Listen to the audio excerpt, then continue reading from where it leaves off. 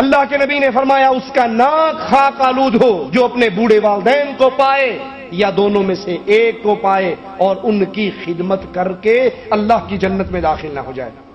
حسن بصری رحمہ اللہ کی والدہ جب فوت ہوئی اور انہیں دفن کر دیا گیا تو بہت روئے، بہت روئے۔ لوگوں نے کہا عجیب بات ہے، اتنے بڑے امام ہو، اتنے بڑے شیخ ہو، ہمیں صبر کی تلقین کرتے ہو اور خود رو رہے ہو۔ کہا میرے رونے کی وجہ یہ ہے، سننا ذرا حسن بصری کے جملوں کو، میرے رونے کی وجہ یہ ہے کہ ماں باپ کی صورت میں میرے لیے دو دروازے اللہ کی جنت کی طرف کھلتے تھے کہ میں ان کی خدمت کر کے جنت کو پا سکتا تھا، آج ایک دروازہ بند ہو گیا، اب میرا صرف ایک ہی دروازہ جنت کی طرف کھلا۔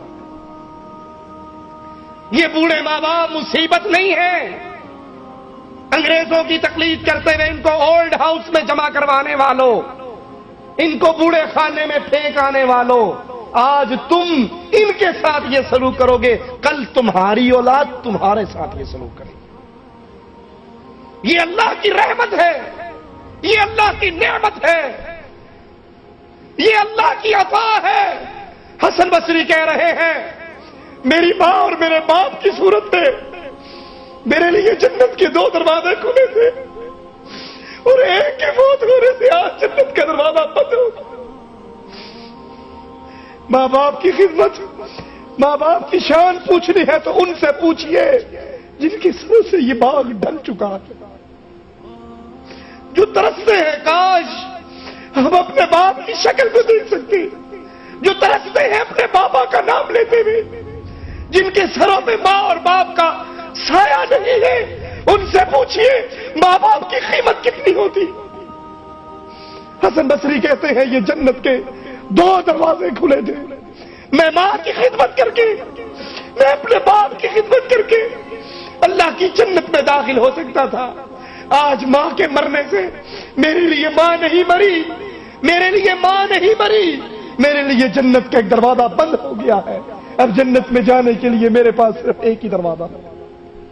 ماں باپ کی موجودگی کو اللہ کی رحمت سمجھیے، اس کو غنیمت جانیے، اس کو غنیمت جانیے۔ اللہ کی قسم کھا کر کہتا ہوں دنیا کی ہر چیز انسان کو مل سکتی ہے، ماں باپ کی نعمت گزر جانے کے بعد دوبارہ نہیں مل سکتی۔ اپنی بیویوں کے لیے ماں کو ٹھوکریں مارنے والوں، اپنی بیویوں کے لیے ماں سے ناراض ہونے والوں، تم ایک بیوی کو طلاق دے دو، دوسری بیوی مل جائے گی، اولاد کو چھوڑ دو اور اولاد مل جائے گی، مال برباد ہوتا ہے اور مال مل جائے گا، لیکن اگر ماں کا سایہ اٹھ گیا ساری عمر تڑپتے گزر جائے گی، ماں دوبارہ نصیب نہیں ہوگی۔ اس ماں کی قدر کیجئے، اس باپ کی قدر کیجئے۔ ماں باپ کے لیے اپنے ہاتھوں کو کھولیے، اپنی زبان کو نرم کیجئے، ان ٹوٹے ہوئے رشتوں کو جوڑیے، اور اگر کوئی ماں باپ سے ناراض ہوا ہے یا ماں باپ اس سے ناراض ہیں، ابھی زندہ ہیں، زندگی میں ہیں، اس موقع کو غنیمت جانو، ان سے فون کے ذریعے، خط کے ذریعے معافی مانگ کر ان سے اپنا معاملہ ٹھیک کر لو۔ کیوں؟